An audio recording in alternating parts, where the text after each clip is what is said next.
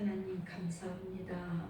정결한 마음을 창조하여 주시고 우리 안에 정직한 영을 새롭게 하시는 우리 아버지 하나님, 예수님께서 청순 이세를 받으신 날을 기념하는 날, 이 아침 우리 안에 정직한 영을 새롭게 하시는 진심으로 감사를 드립니다. 이 시간 저에게 성령으로 세를 베풀어 성령님의 능력이 우리를 변화시키고 거듭나게 하시어 주시옵소서. 그런 믿음 우리를 그렇게 믿게 하여 주옵소서. 우리가 이렇게 한 주간을 살면서 죄 때문에 깨끗한 영혼이 더럽혀지지 않도록 예배드리는 주의 자녀 모두를 전신갑주로 무장하게 하옵소서. 오늘도 성삼위 하나님께만 영광과 존귀가 있게 만들어 주시기를 원하면서 예수 그리스도 이름 받들어 감사하며 기도하옵나이다. 아멘. 네, 반갑습니다. 네, 2025년 그래서 부르심에 합당하게 행하고 전하며 자라가라, 더 강하여져라, 주님의 손길이 필요한 모든 이들에게 희망찬 새해가 되기를 바란다 라는 말과 희망찬 새날 주님과 동행 하나님을 따라서 의와 진리로 거룩함으로 지으심을 받은 새 사람을 입으라.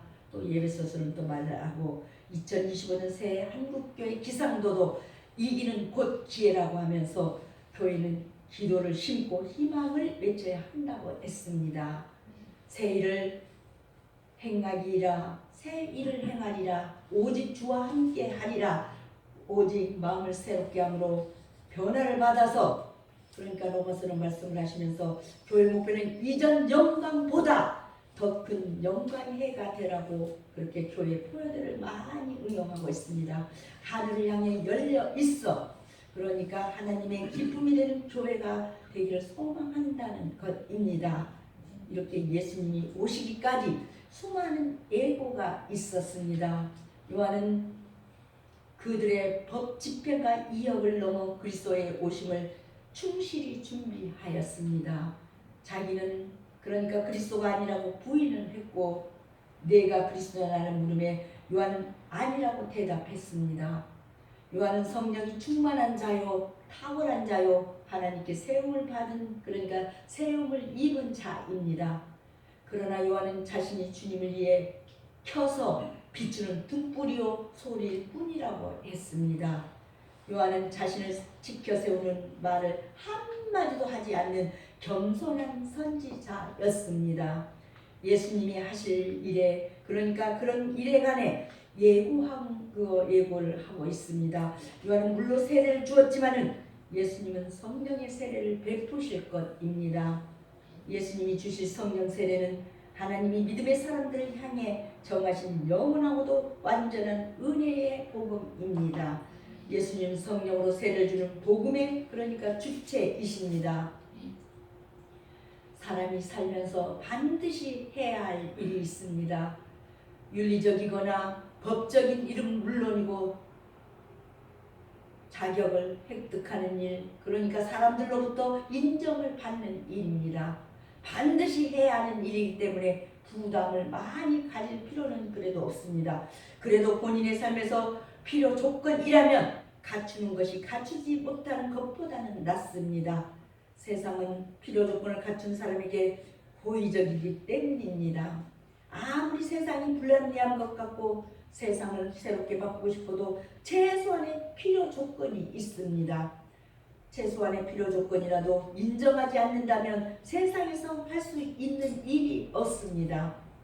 필요 조건을 갖추면 그 다음부터는 충분 조건을 갖추어야 합니다. 충분 조건을 더 많이 갖출수록 본인의 삶에서 풍부한 경험과 풍성한 결과를 그래서 얻을 것입니다. 신앙생활에서 필요 조건은 무엇이 있을까요? 믿음의 사람들 대부분이 세례를 받는데 세례는 필요 조건일까요? 충분 조건일까요? 목회자 대부분이 이구동성으로 필요 조건이라고 이야기할 것입니다. 세례를 받은 사람에게 성찬에 참여하고 직분을 부여하기 때문입니다. 물론 세례를 받지 않고 자유롭게 교회 출석도 하고 헌금하고 전도도 할 수 있습니다.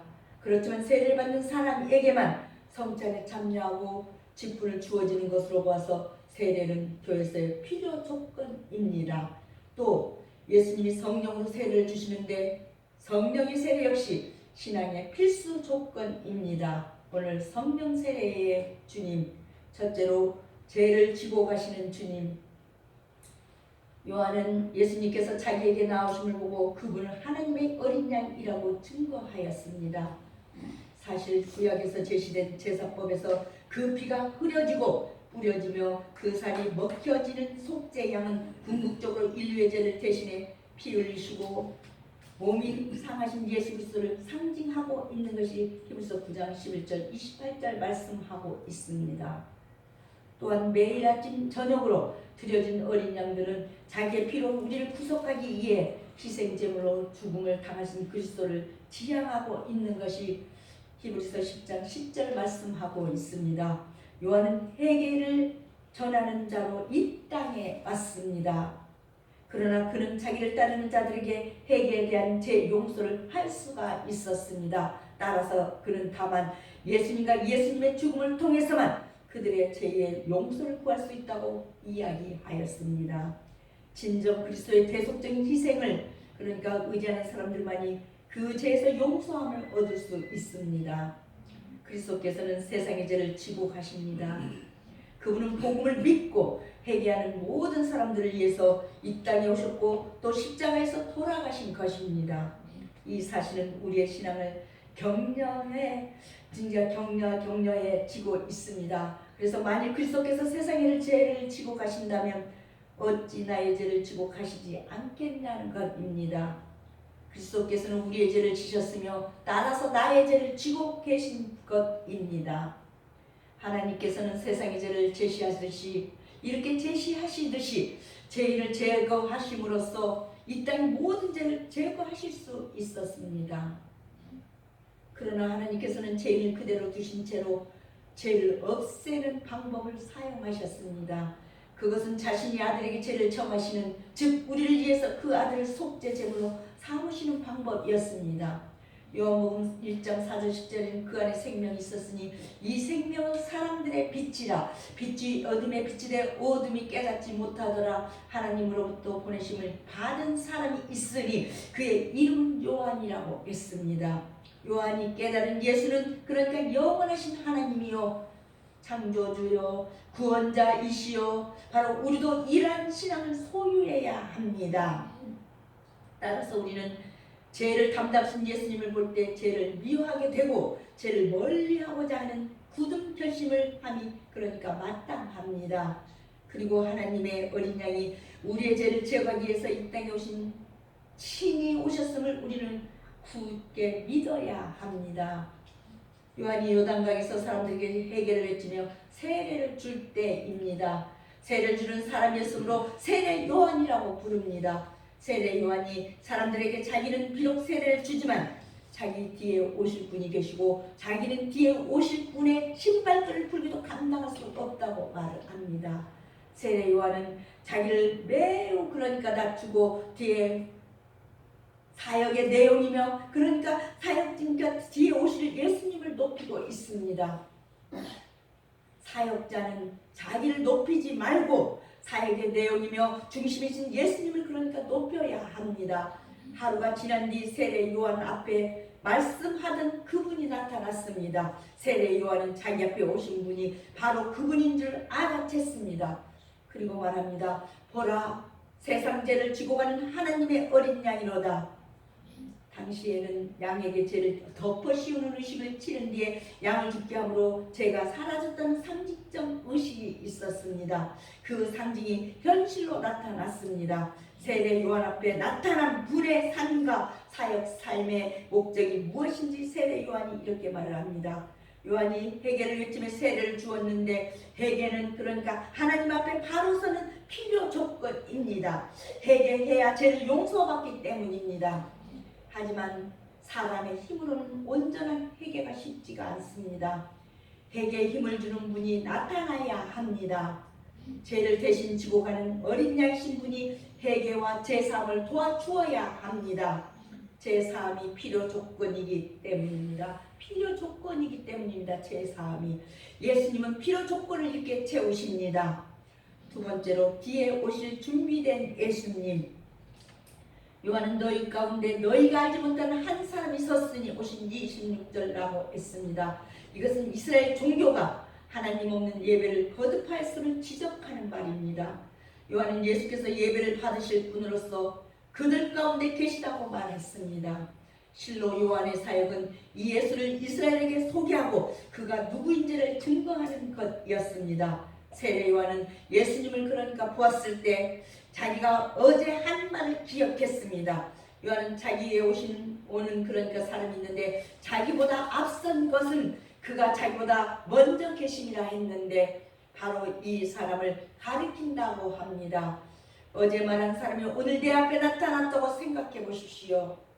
이런 신비한 일이 또 있겠습니까? 게다가 내 앞에 나타난 분이 나보다 훨씬 먼저 계신 분, 나와는 비교할 수 없는, 그러니까 비교할 수 없을 정도로 높은 분이라고 생각해 보십시오. 이런 감격스러운 만남이 어디 있겠냐는 것입니다. 예수님을 만나는 일이 이야말로, 그러니까 예수님을 만나는 일이야말로 신비하고도 감격스러운 일입니다. 세례 요한은 어제까지만 해도 자기들이 오신 분이 바로 예수님인지 단정할 수 없었습니다. 다만 사람들에게 세례를 줌으로써 자기들이 오는 분임을 나타내려고 함이었습니다. 세례 요한은 예수님 알지 못하였어도 뒤에 오실 분이 있다고 뒤에 오실 분이 있다는 것만큼 확신하였습니다. 그리고 뒤에 오실 분이 예수님인 줄 오늘 이제 확인하였습니다. 세례 요한이 외칠 때 예수님은 세례 요한의 뒤에 오실 준비를 하고 계셨습니다. 세례 요한보다 먼저 계셨기에 준비할 수가 있습니다. 순서상 준비가 먼저입니다. 하나님이 예수님을 세상에 보내실 계획을 그러니까 하셨고 그 계획 과정에서 세례 요한을 보내셨습니다. 그러므로 예수님을 보내실 계획이 먼저입니다. 세례 요한의 뒤에 오실 예수님의 준비됨이 먼저였습니다. 하나님의 준비하심을 눈으로 확인하는 기쁨입니다. 세 번째로 성령 세례를 주어서 주실 예수님. 요한은 그리스도에 관한 증거를 확증하기 위해서 그리스도께서 세례를 받으실 때에 마태복음 13장 13절 17절을 주께서 세례를 받으시고 물에서 올라오실 때 놀라운 광경이 벌어졌다고 했습니다. 하늘이 열리고 하나님의 성령이 비둘기같이 내려 그분 위에 내리셨으며 이는 내 사랑하는 아들이요 내 기뻐하는 자라 하시는 하나님의 음성이 들렸다고 했습니다. 바로 이것은 하나님의 뜻을 살피고 알아서 그 뜻대로 행하는 예수님이심을 증거한 말씀입니다.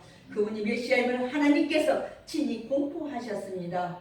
우리가 하나님을 그러니까 기쁘시게 하면 그분이 우리를 높여 들어주십니다.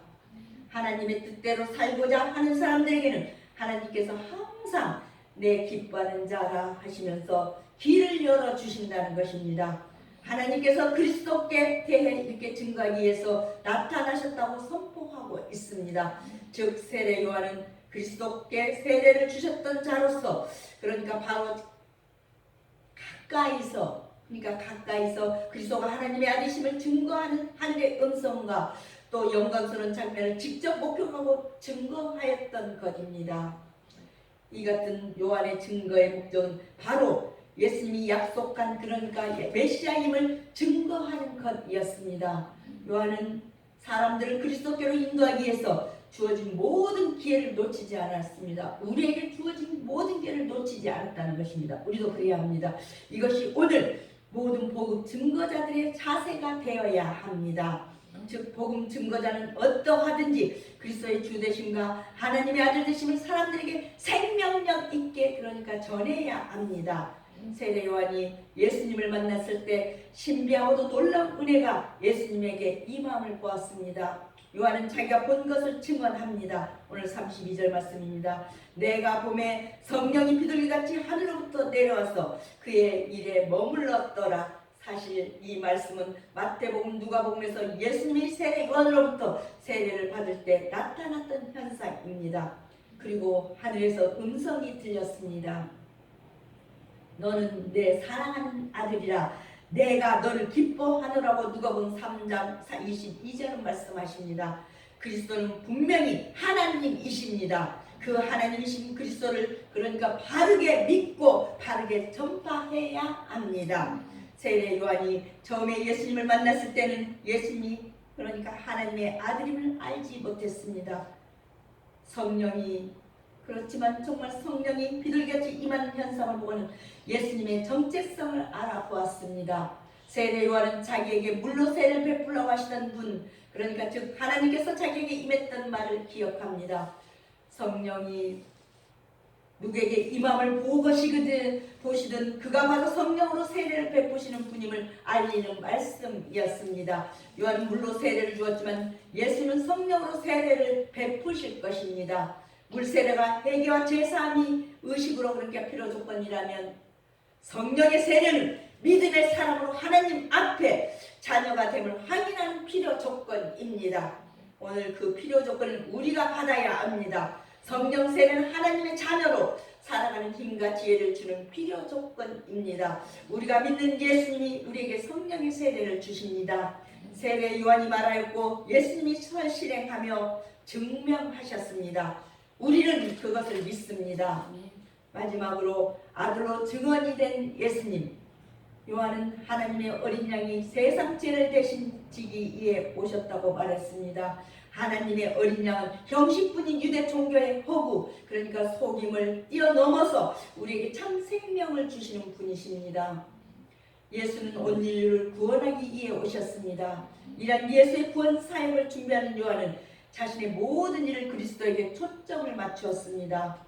요한이 베푼 세례는 이스라엘의 모든 시선을 예수께로 집중시키기 위한 고도의 전략이었다고 그러니까 할 수 있습니다. 세례 요한은 자기 뒤에 오실 분이 자기와는 다른 분임을 알았습니다. 오실 분이 예수님이라는 사실을 몰랐지만 예수님이 오셨을 때 하나님이 보내신 바로 그분임을 알았습니다.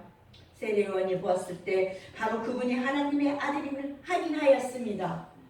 세례 요한은 자기가 확인한 바를 증언하였습니다. 예수님이 세례 요한의 뒤에 오셨지만 세례 요한을 찾아오셨듯이 우리에게도 이렇게 찾아오십니다. 우리를 향하여 오시고 성령의 세례를 베푸는 하나님 예수님은 그러니까 하나님의 아들이십니다. 즉 하나님의 아들이 우리를 찾아오십니다. 아들의 찾아오면 아버지의 찾아오심입니다. 왜냐하면 아버지와 아들이 하나이기라고 요한복음 10장 30절로 말씀하고 있습니다. 즉 주님은 하나님의 모든 권능을 가지고 계시기 때문입니다. 나와 아버지는 하나이니라. 성부와 성자와 그 속성에 있어 동일하며 일체되심을 의미합니다. 우리에게 이렇게 하나님의 아들을 만나는 행운이 주어졌습니다. 우리가 하나님의 아들을 만날 만한 자격이 없음에도 하나님의 아들이 우리를 찾아오셨으니 우리에게는 인생 최대의 행운입니다. 이 행운이 누구에게나 제공되어 있습니다. 이 행운을 인식하는 일의 믿음의 사람에게 필요 조건입니다. 하나님의 아들로 증인된 이런 예수님을 만나면 성령의 세례를 받습니다. 예수님이 성령 세례를 주는 그러니까 주체이십니다. 예수님은 성령 세례의 주님이십니다. 성령은 하나님의 영이고 예수 그리스도의 영입니다.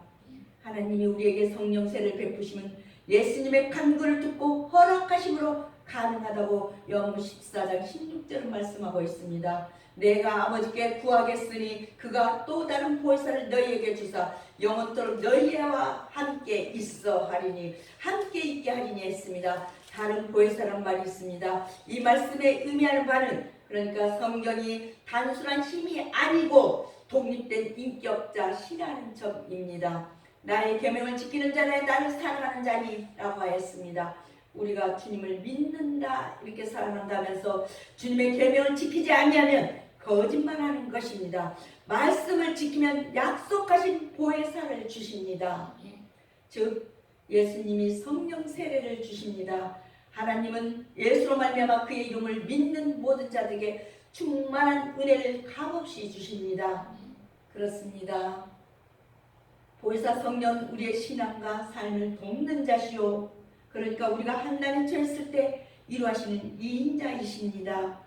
어려운 인생 문제를 주도해 주시는 상담자이시기도 합니다. 진리인 예수 그리스도와 말씀을 생각하게 하시는 분이십니다. 보혜사 성령은 진리의 영이시기도 합니다. 그래서 보혜사 성령을 철저하게 그리스도를 대신하여 성도를 진리로 하나님께로 인도하시는 역할을 하십니다. 그런 점에서 오늘 우리가 예수 그리스도를 구주로 영접하게 된 것은 성령님의 역사요. 그러니까 역사의 결과요. 이외에도 성령님께서 연약하여 넘어진 성도를 이루하시며 다시 걸어갈 수 있도록 일으켜 세워주시기도 하신다는 것입니다. 성도가 하나님의 자녀는 사실 증거하기도 하십니다. 로마서 8장 16절도 말씀하시고 우리는 바로 이 보혜사 성령과 늘 동행함으로써 세상에서 실족지 않고 믿음 가운데 늘 승리할 수가 있습니다. 성령은 아버지와 아들같이 인격을 소유하신 제3위의 하나님이십니다. 성령 예수 그리스도의 구속 사역을 기억나게 해주십니다. 이번 한 주간도 우리도 성령 세례를 받았으니 하나님 앞에 온전히 서서 바른 믿음을 가지고 행하는 저와 여러분이 되십시다. 기도하겠습니다. 하나님 감사합니다. 죄인이었던 우리를 천국 백성이 되게 하신 우리 아버지 하나님, 하늘의 복된 말씀을 통하여 심령이 바꾸고 삶의 모습들이 바꾸어 갈 수 있게 인도해 주신 은혜를 진심으로 감사를 드립니다. 세상이 주는 그 어떤 것도 저희 마음에 참평을 줄 수 없음을 오늘도 믿습니다. 세상과 재물이 줄 수 없는 충만한 하늘 양식과 힘을 공급받고 정말 그 공급받고 싶어서 주님 앞에 오늘도 이렇게 나와 예배했습니다. 여러 가지 모습의 문제와 걱정을 가지고도 왔습니다. 저희의 힘으로 해결해 보겠다는 그런 어리석은 마음을 가지고 왔습니다. 받아주시고 제한 없는 하늘 권능의 힘이 얼마나 강하고 좋은가를 깨달아는 하늘 잔치가 되게 만들어 주시옵소서. 하나님, 어제나 오늘도 진리 가운데 거하게 하시는 참 좋으신 우리 아버지, 말씀을 듣고 입으로 신할 때 믿음이 자라고 그 말씀으로 그 믿음으로 바라는 바 미래 결실을 보고 해결되는 감동도 만들어 주시옵소서. 교회의 여러 가지 지체들을 축복하여 주시고 능력으로 감싸 주시옵소서. 마음의 병을 앓고 고생하는 성도는 치유되게 하옵소서. 하나님의 나라에 상급이 많은 것처럼 교회도 일들이 많습니다. 지체를 보내주시옵소서. 일꾼들이 필요합니다. 그 밖에 많은 주어진 상황들의 일을 그런 일들 어려운 이웃을 위해서 봉사해야 하고 전도하는 일 등 많은 일들이 있음을 알고 보고 합니다. 이제 그 일 중 하나를 선택하여 한 주간 또 감사의 시간을 내어서 교회를 섬김이 넘치는 교회가 되게 만들어 주옵소서. 예수님의 이름으로 감사하며 기도하옵나이다. 아멘.